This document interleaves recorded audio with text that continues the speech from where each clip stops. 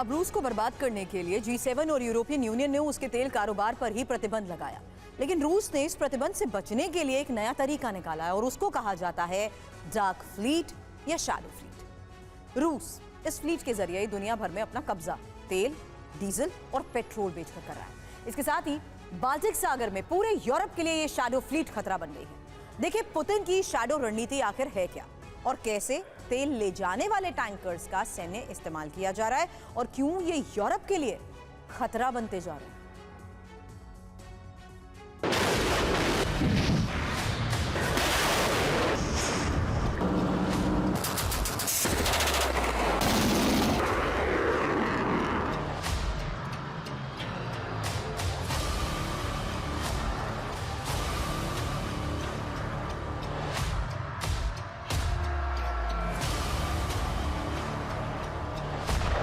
युद्ध लड़ने के लिए हथियार जरूरी हैं और हथियार निर्माण के लिए धन।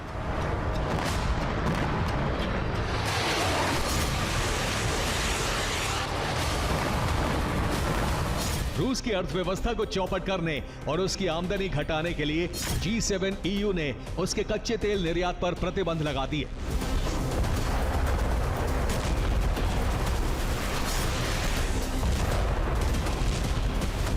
ताकि रूस को जंग लड़ने के लिए पैसे ना मिल पाए और वो हथियार खरीद या बना ना पाए।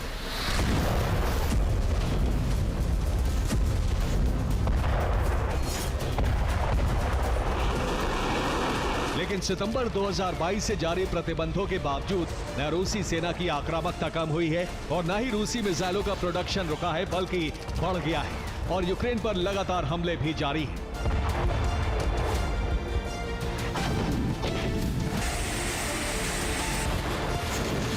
यूरोपीय देशों की रिपोर्ट है कि रूस ने शैडो फ्लीट के जरिए तेल निर्यात बढ़ा दिया है और अब तेल ढोने वाले आम से नजर आने वाले ये टैंकर यूरोप के लिए बड़ा खतरा बन गए हैं।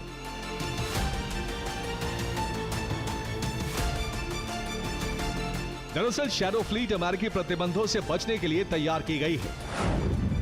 अमेरिकी प्रतिबंधों के बाद शिपिंग इंडस्ट्री को इंश्योरेंस देने वाली अमेरिकी कंपनियों से जुड़े टैंकरों ने रूस का तेल ढोना बंद कर दिया। रूस ने तेल निर्यात के लिए रिटायर्ड तेल टैंकरों का इस्तेमाल शुरू कर दिया। ये टैंकर अमेरिकी प्रतिबंधों के दायरे से बाहर आने वाले यूएई, सेशल्स जैसे देशों की कंपनियों से इंश्योरेंस खरीदते हैं।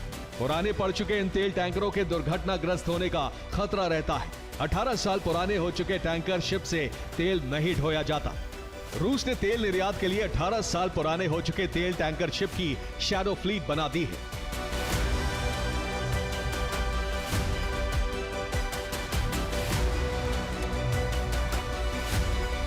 बीते 2 साल से ज्यादा का वक्त बीत गया। रूस अलग अलग देशों के झंडे वाले और अलग अलग देशों के मालिकाना हक वाले इन्हीं पुराने तेल टैंकरों से तेल निर्यात कर रहा है और उसकी आमदनी पर बहुत ज्यादा फर्क नहीं पड़ा है।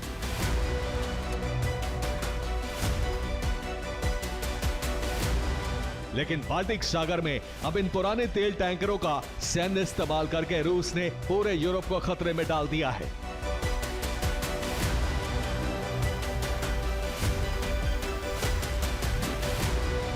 रूस इन तेल टैंकरों का इस्तेमाल बाल्टिक सागर तल पर बिछे इंटरनेट और कम्युनिकेशन केबल्स को काटने के लिए कर रहा है। ऐसा करने के लिए समुद्र में तेल टैंकरों को लंगर गिराकर चलाया जाता है। लंगरों में समुद्र तल पर बिछे केबल फंस जाते हैं। केबल को मीलों तक घसीटा जाता है जिससे वो टूट जाते हैं। फिनलैंड, एस्टोनिया के बीच बिछे बाल्टिक केबल को काटने के लिए रूस ने तेल टैंकर का ही इस्तेमाल किया था। इसीलिए 26 दिसंबर को फिनलैंड की मरीन पुलिस ने रूस के पोर्ट से रवाना हुए ईगल एस तेल टैंक को सीज किया। अपने युद्धपोत या सबमरीन को बाल्टिक सागर में उतारने के बजाय रूस ने इन पुराने और कम कीमती टैंकरों को वॉर मशीन बना दिया है। इनके जरिए हाइब्रिड युद्ध छेड़ दिया गया है।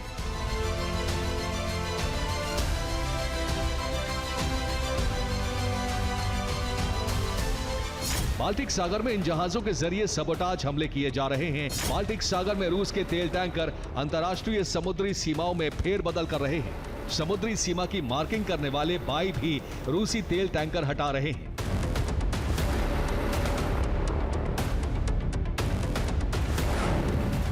हवाई पानी पर तैरता एक परिवहन सूचना यंत्र होता है।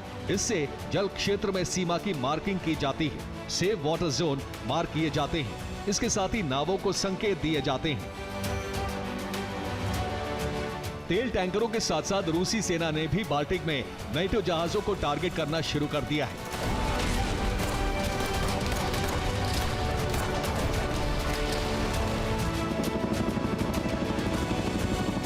रूस की नेवी बाल्टिक सागर से गुजरने वाले जहाजों पर इलेक्ट्रॉनिक हमले कर रही है।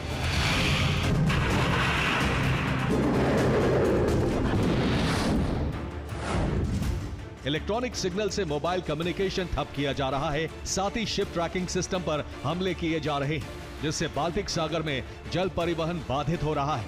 नेटो देशों के युद्धपोत इससे प्रभावित हो रहे हैं। रूस की तरफ से बढ़ते खतरे को देखते हुए बाल्टिक देशों ने डिफेंस सिस्टम की तैनाती बढ़ानी शुरू कर दी है। यूरोप में पुतिन के हमले का डर फैल गया है।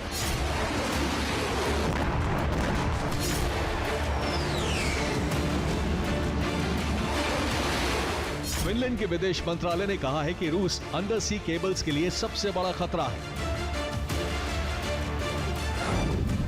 बाल्टिक सागर में नेटो नेवी की गश्त बढ़ानी होगी। 10 जनवरी को नेटो के 2 युद्धपोत बाल्टिक में तैनात किए गए हैं। इसके साथ ही एस्टोनिया ने भी बाल्टिक सागर में गश्त बढ़ा दी है।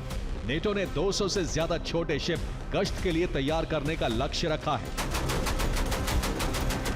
नेटो की नेवल फ्लीट का काम रूस की शैडो फ्लीट पर नजर रखना है, क्योंकि ये फ्लीट पूरे यूरोप का इंटरनेट कम्युनिकेशन ठप कर सकती है और ऐसा हुआ तो यूरोप का दुनिया से कनेक्शन कट जाएगा। बैंकिंग और सैन्य गतिविधियां ठप होने का खतरा है।